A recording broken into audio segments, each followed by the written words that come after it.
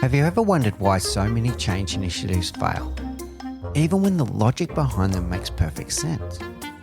Have you ever announced a change, explained the reason, shared the plan, and still found yourself facing resistance, confusion, or frustration?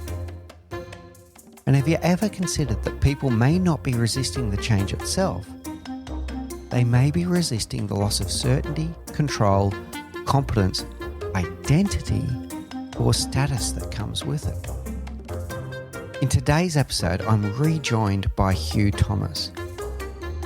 Huw joined us before to explore the psychology of change at an individual level, what happens inside us when we step into uncertainty, how fear shows up and why change can feel so threatening, even when we know it may be necessary. This time we take the conversation to the organisational level, because change doesn't happen through announcements. It does not happen when we send an email, hold a town hall, or publish a beautiful slide deck. Change happens through conversations. In this conversation, Huw and I explore why communication is not the same as conversation, why leaders often misread resistance, and how poorly led change can create real psychological and emotional harm. Hey everyone, and welcome back to the Leadership Project. We have a special treat for you today. We have a return guest, Huw Thomas, the author of Change Anything. When he was last on the show, we spoke deeply about change at an individual level, why we resist change. We spoke about loss aversion, about the fact that change threatens us in terms of certainty, in terms of threatening our competence. We feel like we're losing control and comfort, or it might even threaten our identity and status. And Huw gave us some reframes on how we can look at change individually, about developing new identities and about looking at the benefits we might get and challenging our thinking, asking ourselves deep questions like, do I know this to be true when we pull back from change? If you haven't listened to that episode yet, I do encourage you to do so later, but you'll be able to listen to today's episode first and then go back and look more deeply at that individual level change. Today, we're going to shift gears and we're going to talk about change now at the team and organizational level. Now you're going to have a room full of people that have their own fears and their own threatened identity and all of these things that we spoke about at an individual level. How do you do that at the meta level for an organization? So Huw, welcome back. Without any further ado, let's get into this. How do we shift from all of those great discussions we had about individual change? How do we shift that into an organizational level change? A big question to start, Mick, as you always do.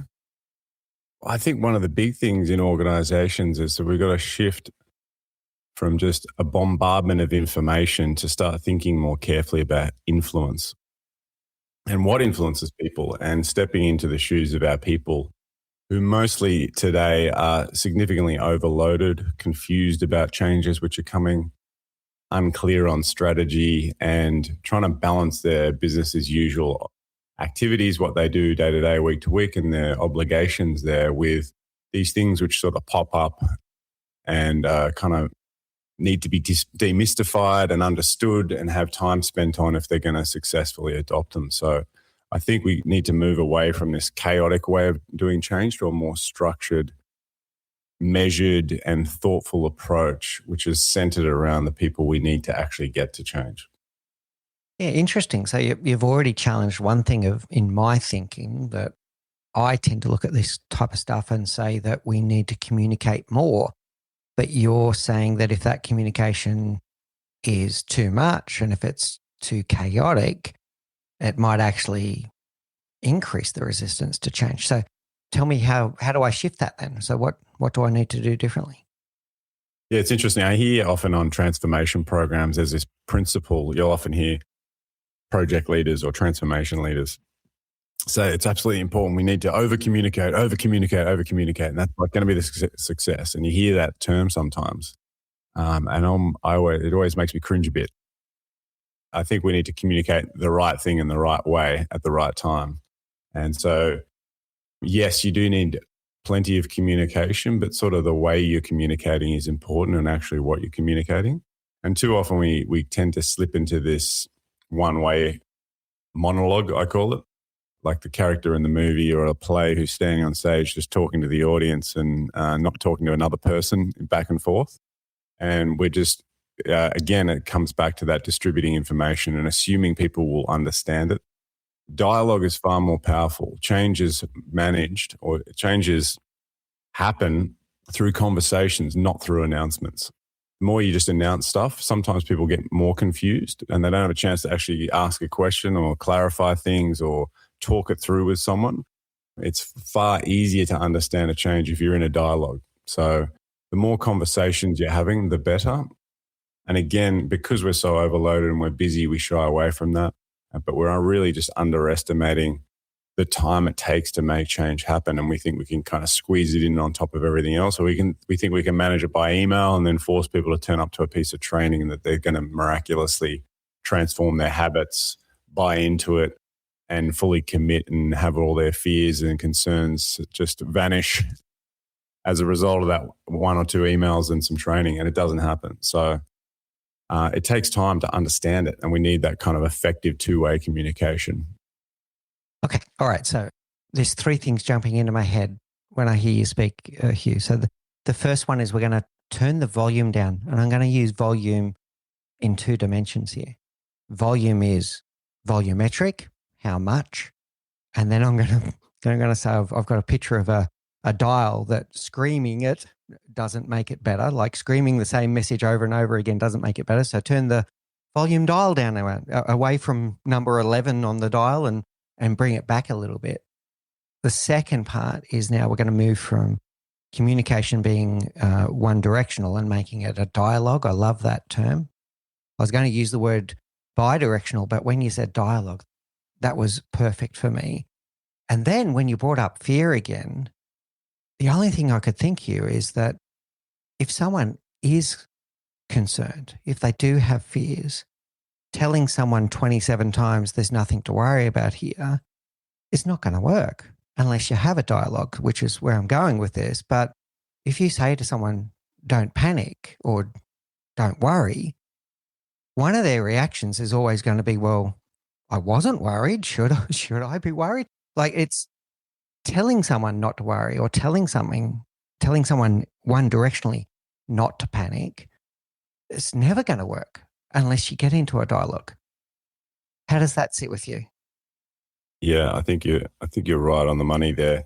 To your point about the volume, I think that's a great kind of analogy. I'd say to build on that, no one likes being yelled at, particularly when we're busy and overloaded already. And if we keep the volume up too long, we might blow an eardrum out. So just build on your metaphor there.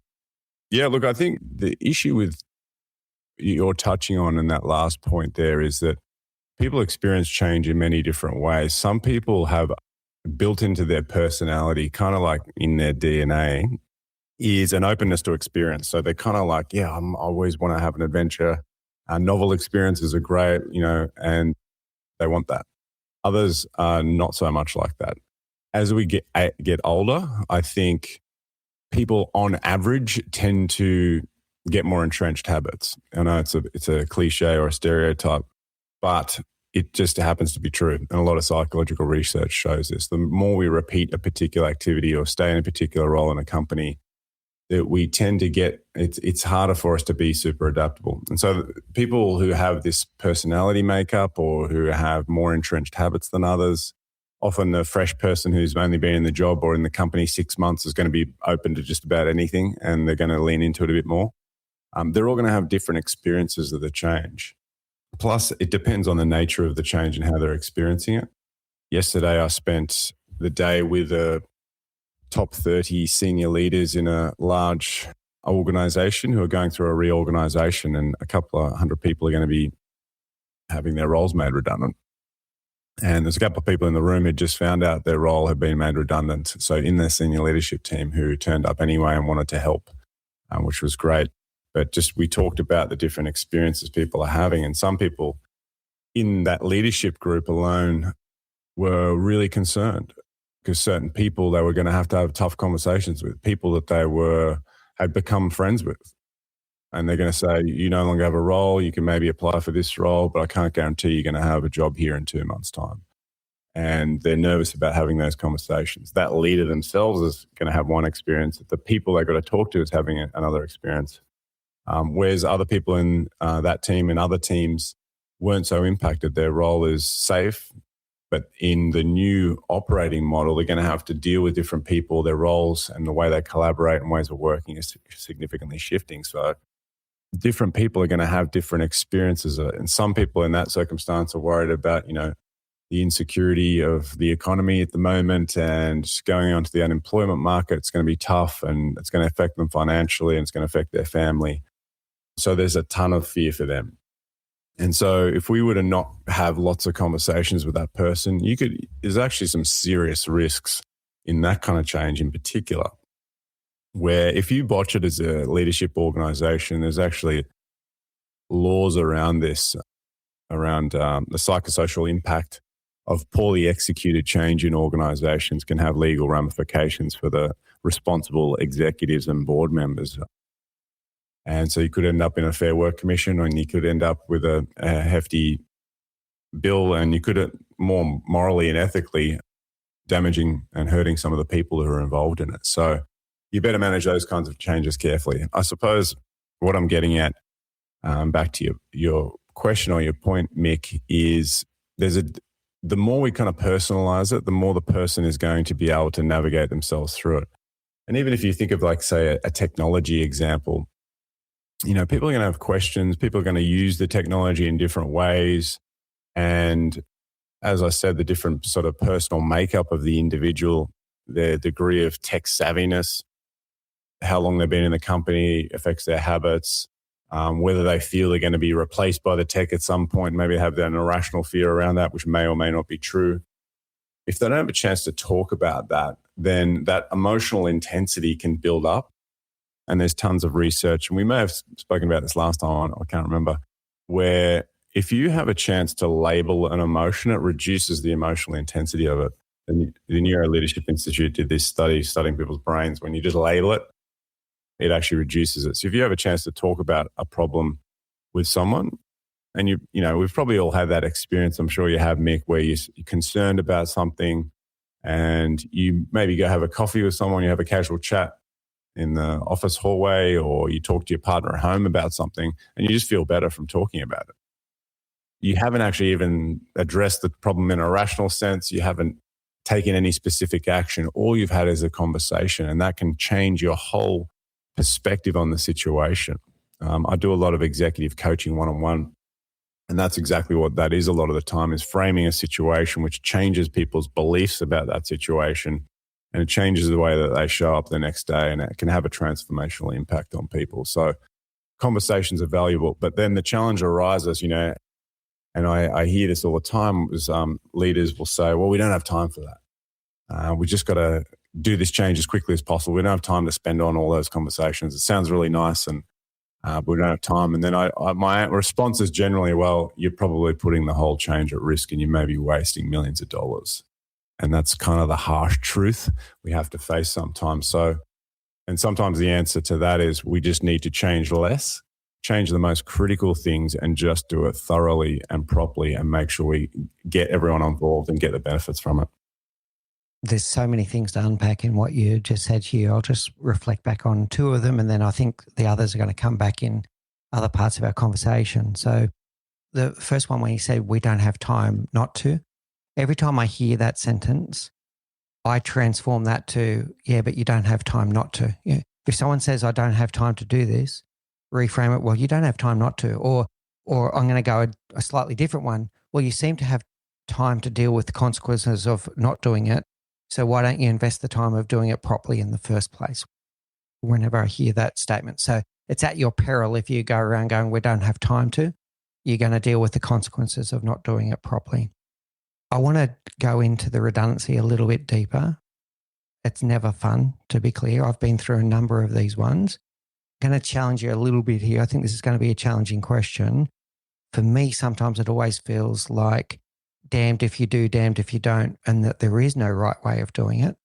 And I've been through ones where it was communicated really thoroughly, and fairness and equity was involved, and treating every single person with respect.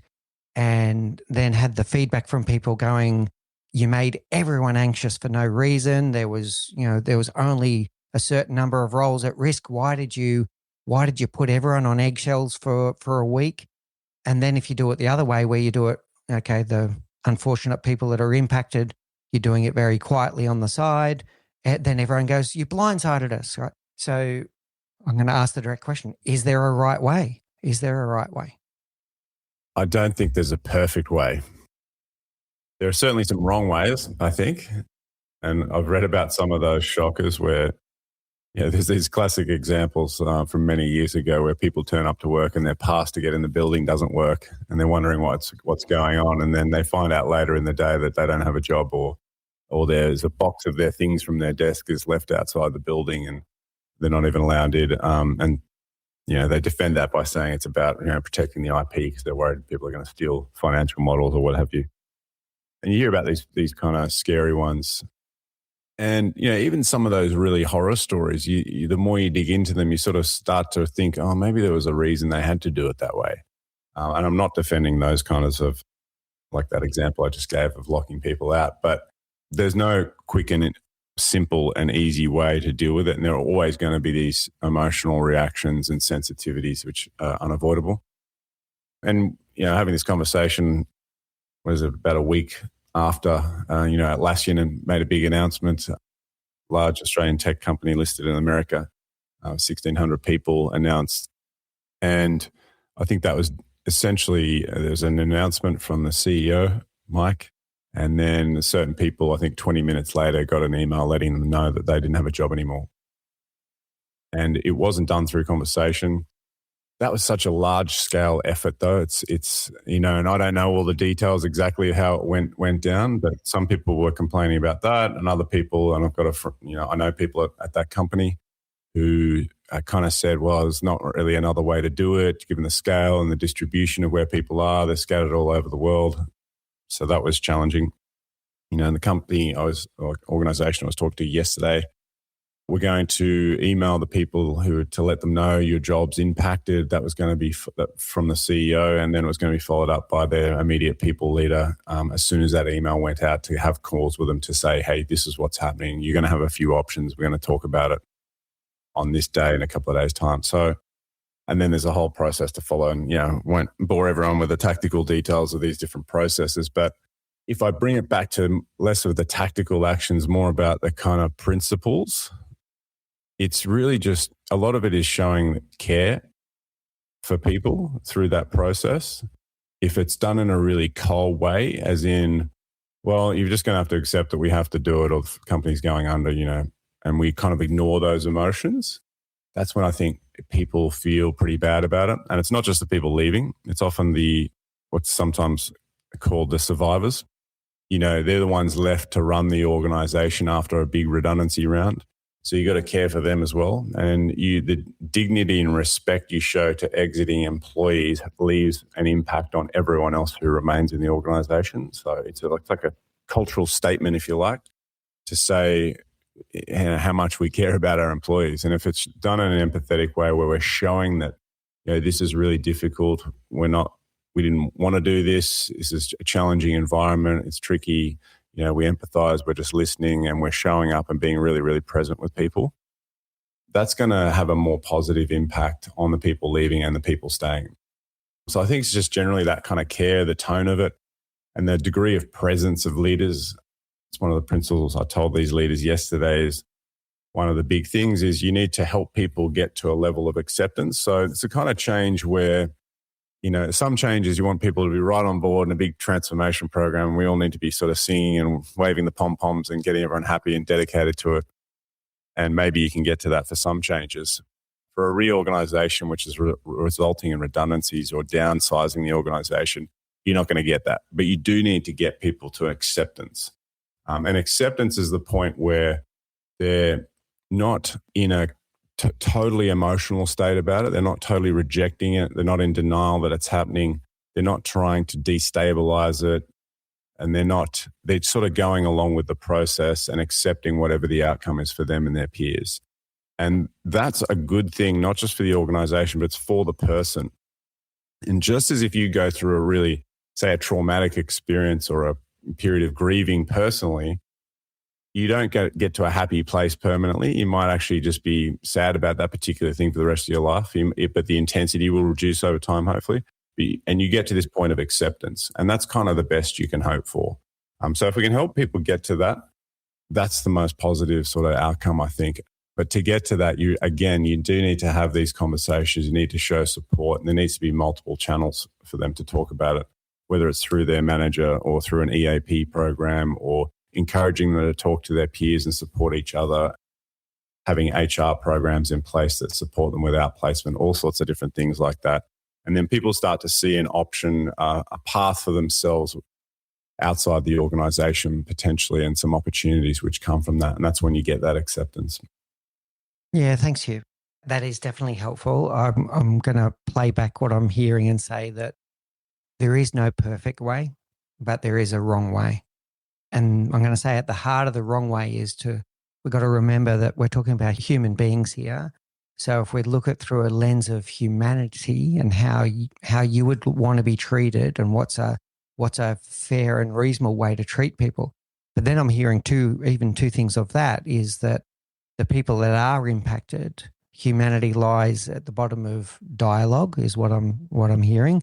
But then there's also the survivor guilt. So for the people that are sticking around, they can feel guilty first of all, and secondly, they've got to pick up their bundle and lean into whatever the next challenge is of the business. So you want to get through to that acceptance here that you're talking about with humanity, and compassion, but also as quickly as possible with almost like a mindset of this too shall pass, and we'll be stronger at the end of this team. But it doesn't make it easy. It's easy for me to say these words, but if we do it with a lens of humanity, I think that we can do a better job, not a perfect job, a better job, and not some of these horrible ones where you hear performative kind of leadership from CEOs that just leaves everyone feeling sick at the end of it, right? Yeah, absolutely. I did help one media organization just quickly merge two divisions, and they rationalized their workforce, and so some people had to leave, and they'd done it really badly in the past, and I sort of helped them with a lot of these principles. And I remember hearing one person who was exiting the organization stood up and said it in a kind of big group setting. He said, this is the third time I've been made redundant in my career. And he said, I've never seen the process done as well as this. And he said that to like 100 people in the room. And it was this great sort of moment where it was acknowledging the kind of respect and dignity and so forth. And it left a mark on a lot of the people there. So that was probably one of the best examples where I've seen it's done well, and there was some positive result at the end of it like that. All right. Thanks, Hugh. All right. Now, I'm going to take redundancies off the table on purpose now, because I want to get back to, let's say, normal change. I can't believe I just said that word, but change is a normal part of business now, and the world is changing at a ever rapidly increasing speed. Let's get back to two things that we spoke about before, and we were talking about dialogue. You used the word, it can be an adventure, and people like adventure. That was interesting. And we still have this element of fear there, but I want to talk about that word adventure for a moment. In season 1 of this show, and we're now in season 6, so it's a long time ago, we had Jake Jacobs on the show, and one of his statements was this, is that it's not necessarily that people don't like change, it's that they don't like being changed when the change is just forced upon them. And then I heard you use this word adventure. Is this part of the secret is to, when you're having that dialogue, that you say that we're on this journey together. Help us co-create this. Help us co-architect this. Because often the people on the shop floor are going to have the best ideas on what we can do better. How does this concept sit with you, Huw? Yeah, exactly. I think this is one of the most fundamental things that a good change program weaves into it, and a bad one ignores it. And it's this concept of agency. And one of the things humans react bad to is being coerced and forced to do anything. And it follows from our DNA, and we've been built this way. In ancient times and primitive times, if we were to be, say, locked up in a room, or had taken prisoner by a rival tribe, or someone reduced our ability and our freedoms physically or otherwise, it would limit our ability to survive. So it would limit our options to go and hunt and feed ourselves or feed our family, or to survive and procreate and do all those different things. So any time our freedom was restricted, that was a major threat to our life. And our brains are the same these days. It's a different environment around us, obviously, but we still have that same sense. Humans value freedom and autonomy more than anything else. And that's why we often pursue wealth and pursue lots of different things. We want the freedom and ability to do the things we want and the things we need to do. During change, yeah, you're right. Like when we offer this sense of agency, even to some degree, it makes a big difference in how people engage in it. So Jonah Berger, who wrote this great book, The Catalyst, he talks about this, and he's quoting some earlier research on this concept of reactance, which is how we respond to being coerced. We'll often reject it even if we know it's the right thing to do. And it's more the way it's being pitched to us. But he says what we can do is give guardrails. Like we can say to people during change, we have to do this change, but we need your help with it. And there's lots of different ways we can do it. And there's a bunch of different options. What do you think we should do? And just pitching it to people like that and giving them an option to say, oh, we have some responsibility here and we can sort of choose our own adventure within certain guardrails. We know it has to happen. And, that's the part we don't have a choice in, but we have lots of choices about how we go about doing this. People will lean into that. And they're sort of showing, they're seeing that their executives or the senior leaders are actually trusting them and wants to hear from them and knows that they can bring a lot of expertise to the table. So I'm far more likely to reciprocate that empowerment that I'm being given by sort of showing up and taking responsibility for it than if a leader's coming out and saying, this is how it's going to be. We know what we're doing. You're going to do it the way we do it. And we know everything about this change. Because people are going to go, no, you don't. You're sitting up there in your ivory tower in the HQ and you don't know what it's like down here in the front lines. And so, yeah, it makes a big, big difference. And then again, just back to the earlier point of capacity and managing that does take a bit of time. We need to pull people away from what they're doing day to day. We need to find ways to engage them. And it's not just an email, right? It's not just training either. It's engagement with people, and it's bringing them on that journey and letting them shape the journey to some extent. I think one of the big things which influences that is giving managers, not just your senior executives, but your managers who are close to lots of people across the business, the skills to be able to do that. A lot of them aren't taught that. I have training programs where I teach people those kinds of skills, managers across the business, and it unlocks a big difference, right? And it helps those managers to take responsibility. It's like, oh, I need to get my people on board with this. I need to lead the change with my people and collaborate really effectively with them so that they sort of lean into it. But yeah, a big part of it is agency. That's really the big word that you're talking about there, Mick. Yeah, really good, Huw. So it really makes me think of William Glass's work around choice theory. And he talks about 5 fundamental human needs, very similar to Maslow's hierarchy of needs, but he does it in a different way. And right up there with survival and love and belonging, he has freedom right up there as a fundamental human need. And he describes it as freedom of choice and freedom from oppression. And when someone feels like they're being told what to do, like you said, even if they think, actually, that probably is the right thing to do, but I'm not going to do it because Huw told me to do it, they're just going to dig their heels in, and the resistance is going to get even bigger. But through dialogue and asking questions, well, what would you like to see us do differently? All of a sudden, they're part of the change. They build agency, they take ownership, and resistance becomes ownership and responsibility and agency. I think there's definitely something there. Absolutely. Self-determination theory is the other one. Self-determination theory. And that's come up a lot. And the way organizations have evolved in the last 20, 30 years, are often driven by, HR, modern people and culture practices, which comes from a lot of this research. It shows this stuff that, authoritative organizations, they kind of miss a lot of things. They don't leverage the skills of their people and the knowledge and capabilities enough. And that's changed organizations. Organizations are a bit flatter, they're less top down. Generally that happens. But I think during change, often even those kinds of organizations go back to this bad habit of telling, just tell, and push, push, push. The harder you push, the more that they resist. So it's got to be more of an invitation into the change and allow people to make a decision and take some choices. Excellent. All right. Now, the second part of the dialogue that I was picking up from our conversation before was then addressing the fears. And I'll just throw something to you here, Huw, that in this change, we can't just address the why. We have to address the why not. Why do people think this won't work? Because if you don't have an adult conversation about the resistance to the change or their feelings like it won't work. Now, subtly, you might be dealing with their fears at the same time, but you need someone at the table to openly say, oh, this will never work because. And when they have that conversation, now you can address it. You can address the because. But if they don't say it out loud, if you didn't invite the dialogue, that because is still there and you didn't get the chance to address it. So through this dialogue, we're going to bring them into the change and build that agency, but we can also address why they think it won't work.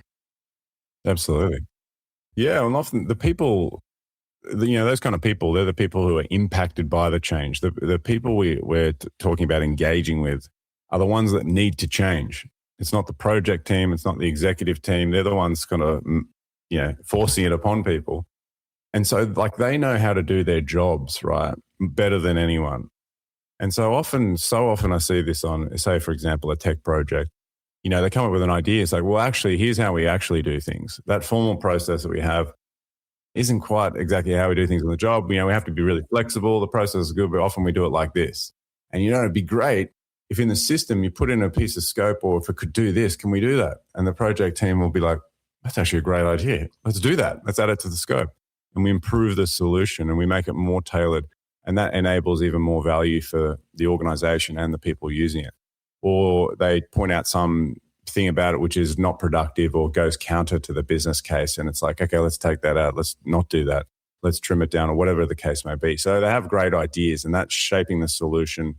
And you can involve certain subject matter experts in doing that. If you do that effectively, you're going to have a really well-tailored solution. But yeah, like you say, the other human side of that is you're having that conversation and going consulting and engaging people just gives them a chance to address concerns. And the answer you give them might make them think, oh, okay, no, that's fine. I get it now. So it's a sense-making conversation. It's like, I don't understand this. One of the main points of resistance, I think, which is we haven't talked about, is cognitive resistance or cognitive distortions which have. And it's really just a case of if you think yourself about a particular change that you've experienced, the first time you hear about it, you don't fully understand all the details. That takes time. You hear about it at this kind of conceptual level, and you're like, oh, I think I know what's going on. Yep, sure. And then you can kind of ignore it for a while, but then it gets more and more real. The more you start to lean into it, the more you get a presentation about it, or you turn up to training and you're like, oh, wow, this is changing all these different parts and now I'm getting it. So allowing people the time to cognitively process and understand the changes is valuable. Again, that's not best done by email. It's best done through conversation and understanding and sort of more in-depth learning. Yeah, really, really good. And if we're not having those conversations, those nagging thoughts that they've got are still there. It's just you didn't have the chance to have an open dialogue about them. Yeah, it's really interesting. I think the thing, just last point I'd make on that, Mick, is sometimes when I talk about this, people go, oh, it just sounds like so many conversations. It's so much effort. And the one thing I'd say in addition to that is how well you manage the conversations is a big factor. So I've seen and I've taught leaders how to do this, how to have really effective conversations. So it doesn't take hours and days and days and days of conversations. It's just you teach each manager across the business, here's how you engage your people. Here's how you have effective change conversations. Here's how you lean into resistance with asking the right kinds of questions. And when every manager across the business knows how to do that effectively, that means you can do it quite efficiently. It doesn't have to take too much time. Okay. It sounds like a muscle that needs to be built, though. It's not something you can you're going to have to lean into this and practice it before you can get into an effective way of doing it. Yeah, interesting. All right. One that we danced around before was change overload and change weariness. Like there is so much change going on. And you used some words about 20 minutes ago, Huw. You said, well, I'll try and paraphrase. You were basically saying, narrow it down to what are the real things that need to change or the priority things to change. How do we deal with this thought? We're about to do a new change initiative in the organization. And let's say if it's like many organizations, the last 9 change efforts were ineffective or didn't work as well as we thought they would. And here comes the 10th one.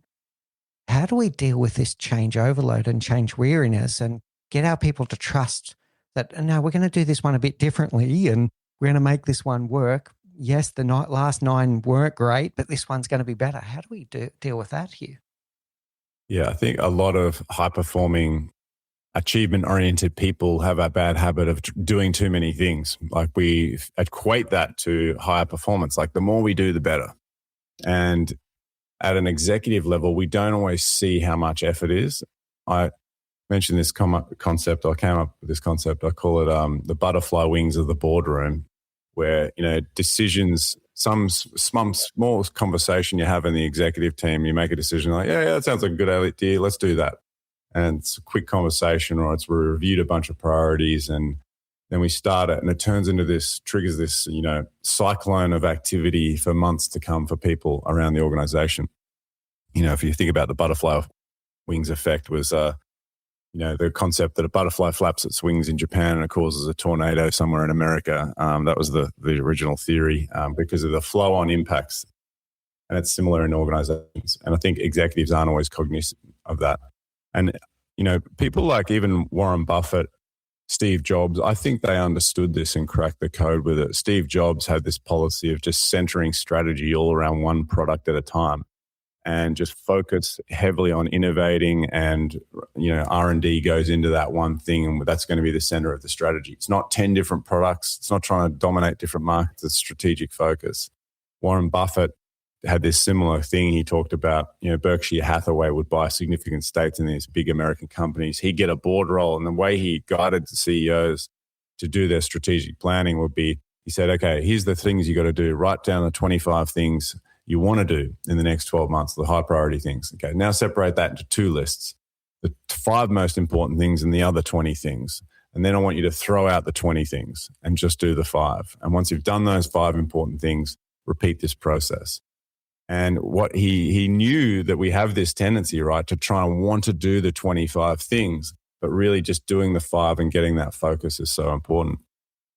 I think the other thing I'd say is, in a change sense, is, people aren't great at forecasting that effort, perhaps because they're not experienced with transformation programs or the particular organization they're working in.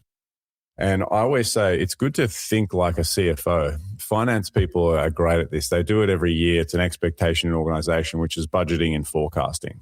So each year they go around to the whole business and say, how much money are you going to spend? How much money are you going to make? Let's put a budget together and let's try and stick to that. And there's a lot of guesstimation in it. They don't really know, but it helps to guide investment decisions and spending and all these different restraints to keep the organization on track. And there's some assumptions around the degree of growth perhaps as well. In change, what we can do is a similar process where we look at all the changes that we want to do as an organization and go, okay, say there's 5 or 10 big things. And we want to say, okay, when are we going to do that? And how much impact is it going to have on the business? So we're thinking of it rather than spending and making money like a budget finance person. We're thinking of how much change and how much capacity do we have? And that's your kind of P&L. And so we want to think about a particular, say it's a software project. We go, when are we going to do that? When's it going to be implemented? And how much time and effort is it going to take? And let's sort of forecast that out and then do that for 5 to 10 projects or however many big ones you want to do. And you might see, oh, it looks like we're going to probably be putting a lot on people in that particular part of the year. And maybe we need to delay some of those. Let's not start that this quarter. Let's do it in 1 or 2 quarters' time. And so you can do a lot if over a longer period of time. So you might think, instead of just starting all these projects in year 1, maybe we delay a couple to year 2 and we have some good sequencing. So all this requires what I call good change governance. Whereas as a leadership team, you're looking at all of this stuff and you're controlling how much is in the portfolio of change, and you're really thinking about capacity and you're sequencing it in the right way so that it's a digestible plan over 1 to 3 years perhaps. And it's not, we're just going to do everything and we have to do everything and we want to do everything because it's going to feel great about the more we do. But what happens is you tend to get gridlock, you get a traffic jam, there's too many cars on the road. So I think there's a lot to be said about just this laser-like focus where we say, if we can just do these top 3 things in the next 12 months and we do them comprehensively, we're not cutting corners, we're not shifting to change by email, we're doing the right conversations, we're being respectful of our people, we're not disrupting the operations of the business so it's going to hurt our sales and service too much. And we're doing the right amount of change so that we can actually get like 100% success rate. Often I talk to organizations when the first conversation I have with executive teams and they want to improve how they do change, I'll say, how many of your change programs succeeded in the last 12 months? Often I'll get blank stares. But we don't even know because we don't track whether they were successful or not in any way, which is another problem. But some will say, I think maybe half of them didn't go so well. And I said, okay, imagine this year if you did half as many programs, but they all succeeded and they were a raving success, right? You didn't waste time and money on the half that failed. You didn't waste all that effort and capacity and disruption on the business. And you just had a great, successful year doing the right amount. Wouldn't that be great? And that can be a good way to rethink it. Yeah, really good. All right. So we're shifting from trying to do 25 things at once and doing it badly to the idea that we might do 3 things at once and do them exceptionally well. The second stanza of that is making sure it's the right 3 things, that it's the most impactful things that we're going to invest more dedicated time into instead of time splitting ourselves across 25 things and doing it badly. So it's got to be the right 3. Then I'm hearing from you, Huw, that doesn't mean that the other 22 things that didn't make the cut, that doesn't mean that you'll never do them. They might be in next year's push for change. But the funny thing that will happen there, I'll just add something here. The funny thing will happen is a lot changes in a year. So I would say that you don't go into autopilot and go, okay, what was next on the list? You better relook at the list before you decide what the next 3 is because, circumstances might have changed in that time. All right, really good.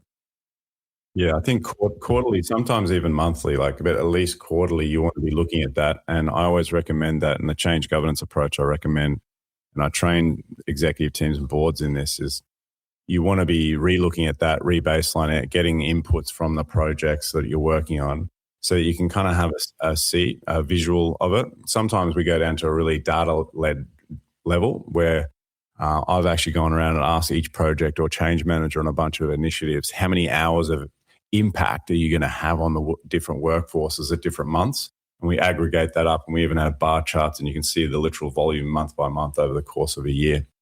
And we use that for decision-making at an executive level.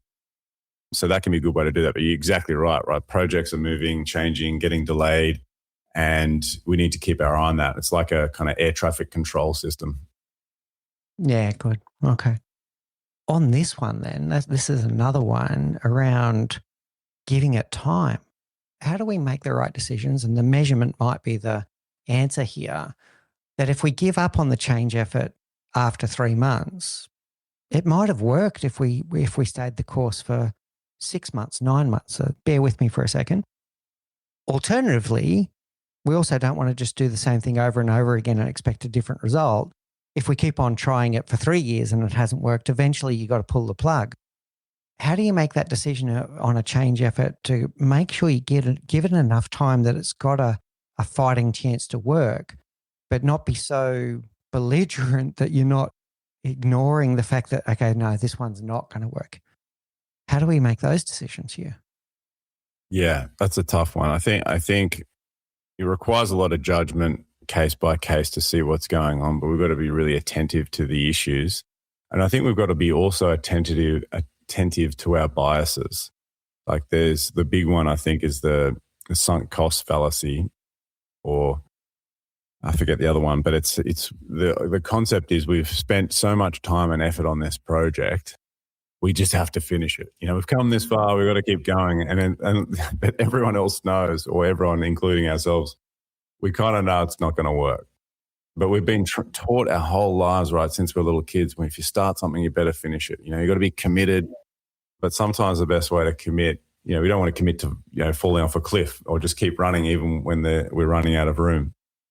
And so we've got to be aware of those kinds of biases, particularly also politics. I've seen in a lot of organizations, particularly in the transformation field, project change managers, and I don't mean any disrespect to those people, amazing, great people in the field, but there's a lot of contractors in that field and a lot of consultants. And often it's not uncommon for more than half of your workforce in that particular area to be a contractor workforce. So their jobs are at stake, right? They have a stake in it continuing. So their advice that they're giving to senior people is a little bit biased. Like, I want this project to continue because if I don't, I'm going to have no job.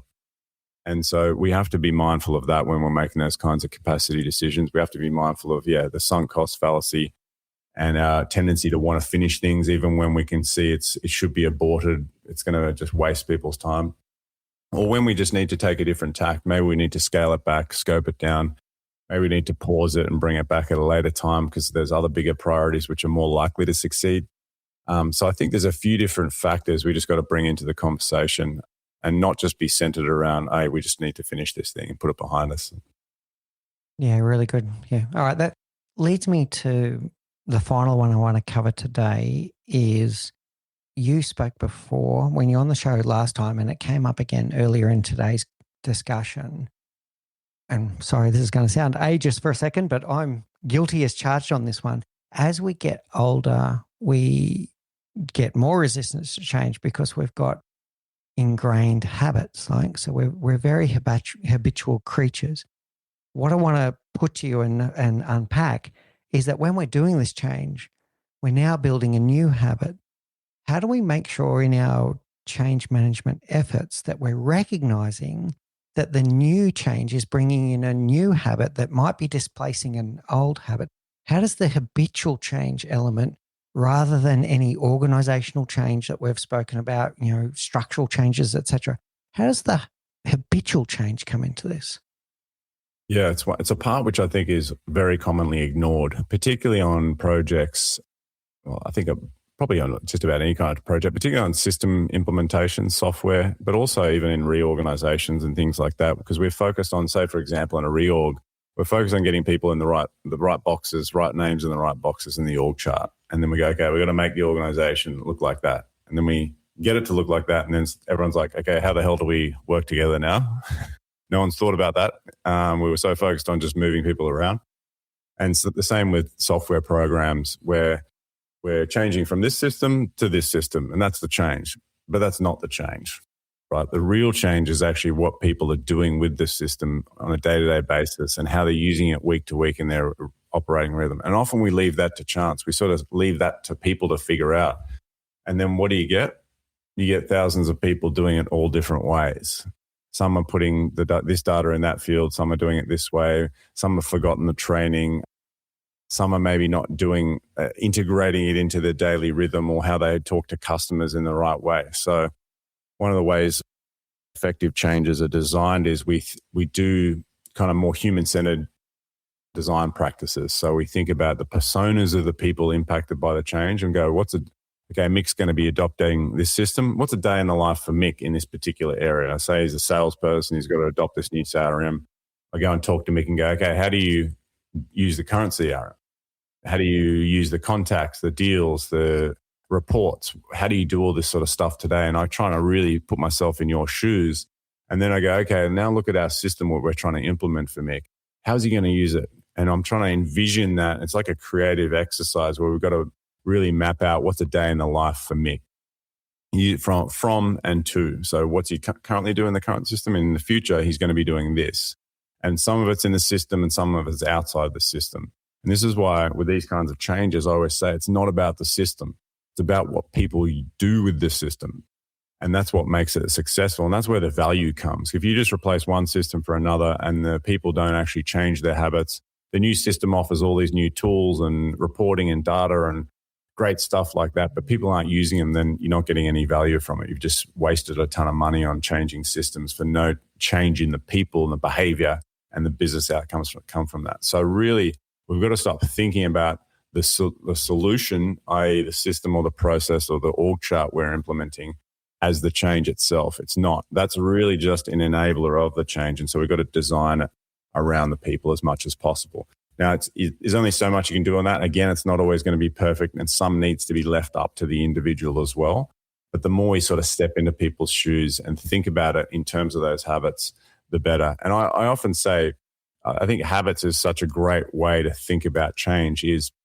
Change isn't some once-off thing. We're actually trying to permanently change the habits of hundreds or thousands of people across an organization. If you start seeing it that way and you go, okay, that's the job to be done.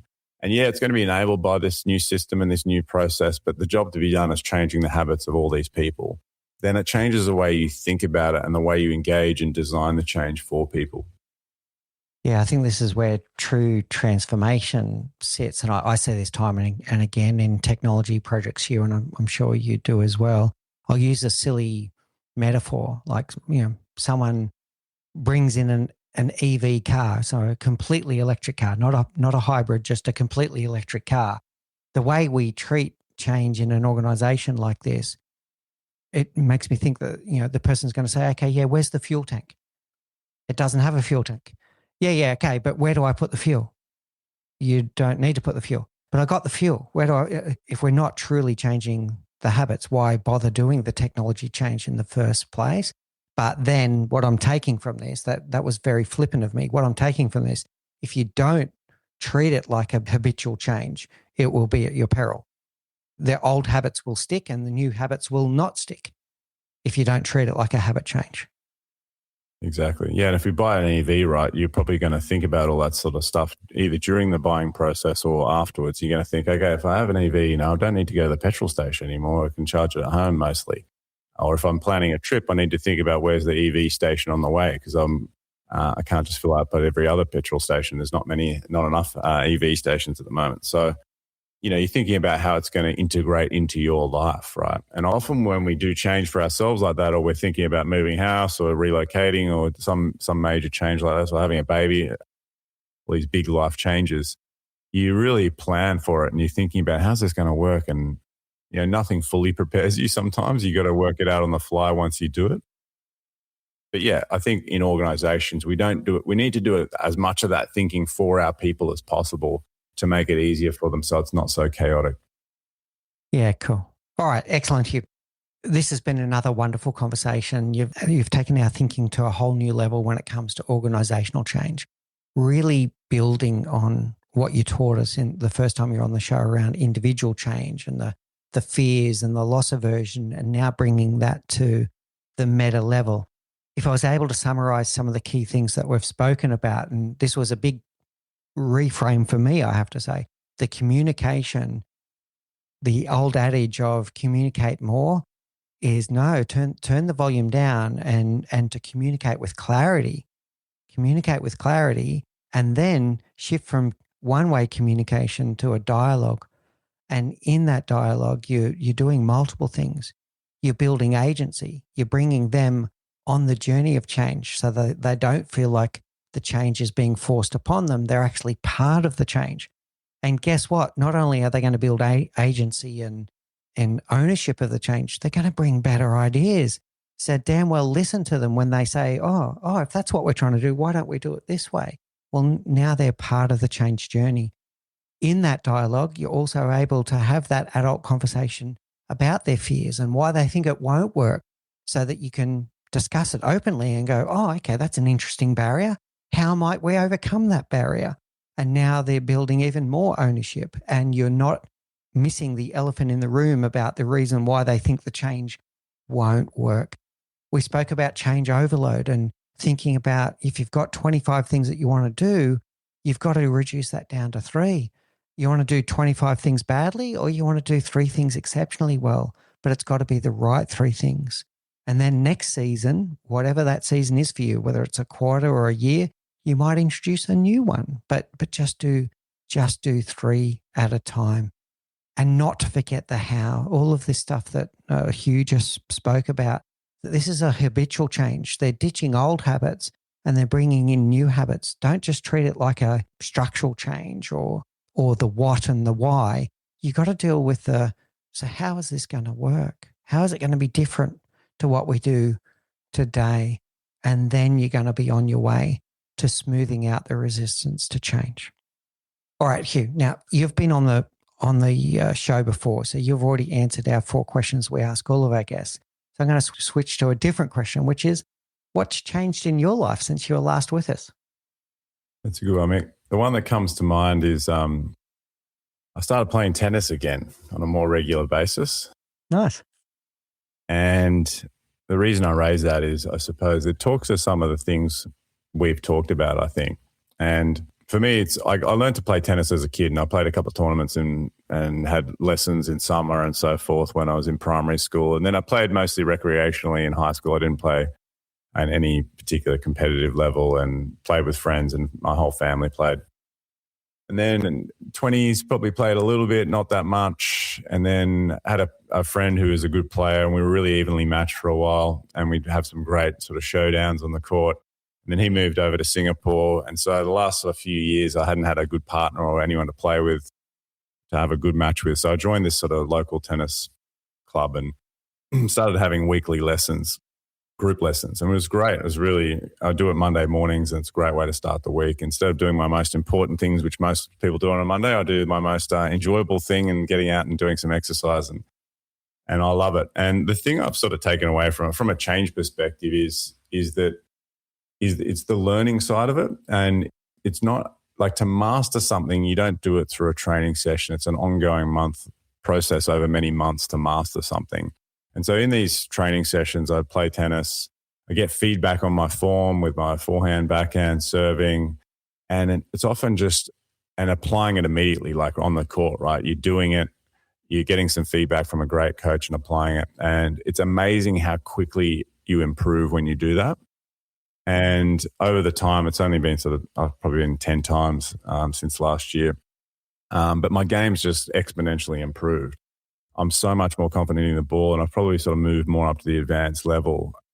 And it's just sort of reenacted a lot of stuff I knew and I'd forgotten, but it's also sharpened up small parts of my game. And so I think the takeaway from a change perspective is, if you're trying to change something about yourself, it's a process that happens over a long period of time. And to install like a learning habit, where for me it was, I'm not just playing tennis every week, I'm learning tennis every week and playing, right? And it's this kind of duality of those things where I think in anything you're trying to master and get better at, don't just keep doing the same thing, do it and continually learn and get better at it, even just small things. And you sort of stack that sort of learning habit up, and suddenly you get to this new level of mastery.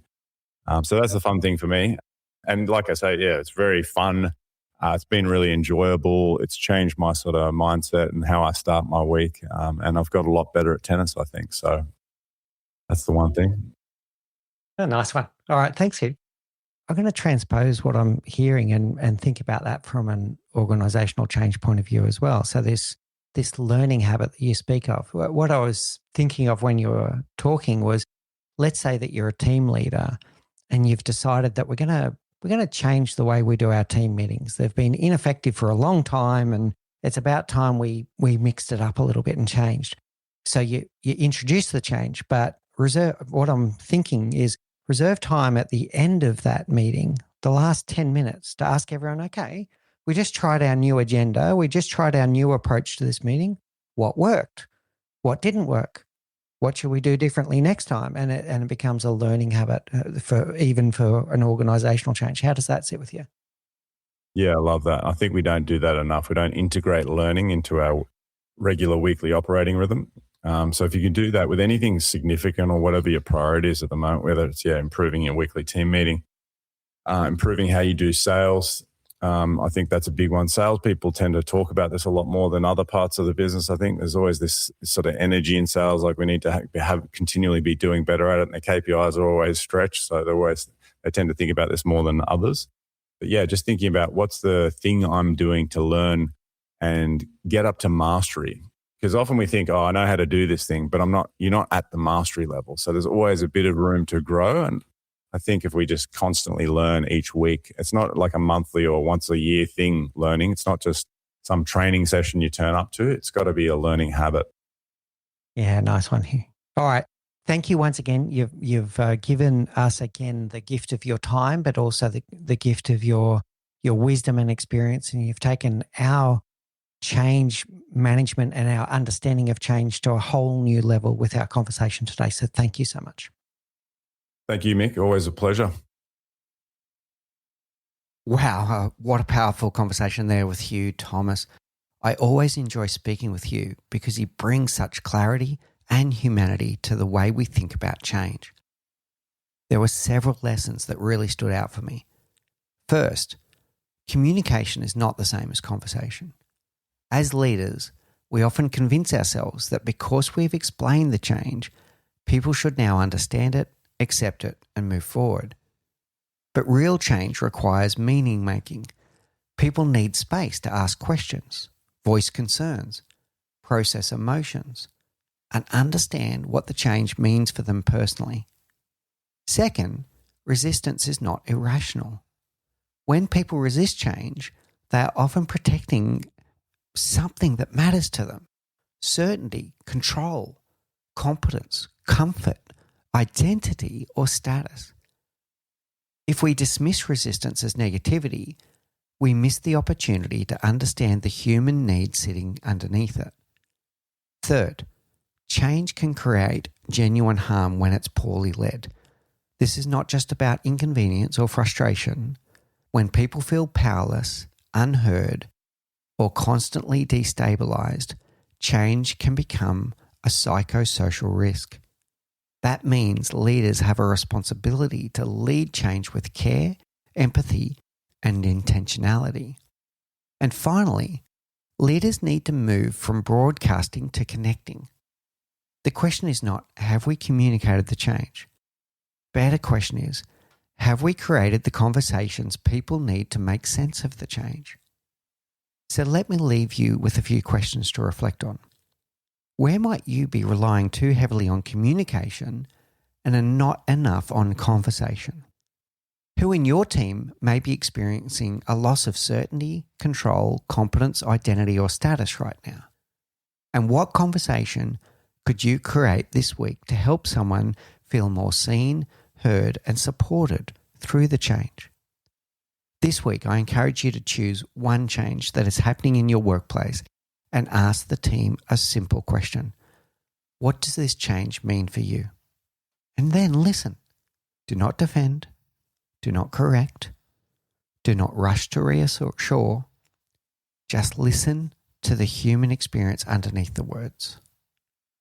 Thank you for joining us today on the Leadership Project. Over the past month, we've explored 3 deeply connected dimensions of leadership. With Mike Cruppett, we explored the need to adapt. With Graham Cohen, we explored the need to care. And today with Huw Thomas, we explored the need to connect. In this month's Solocast, I'll bring these threads together and explore why leadership is not a formula, not a title, or a set of mechanical steps. Leadership is a human practice. It requires us to adapt to the moment, care for the people, and create the conversations that help others move forward. Until next time, keep leading with purpose, keep creating environments where people feel seen, heard, and valued, and remember, change does not happen because we announce it. Change happens when people feel connected enough, supported enough, and safe enough to step into what comes next.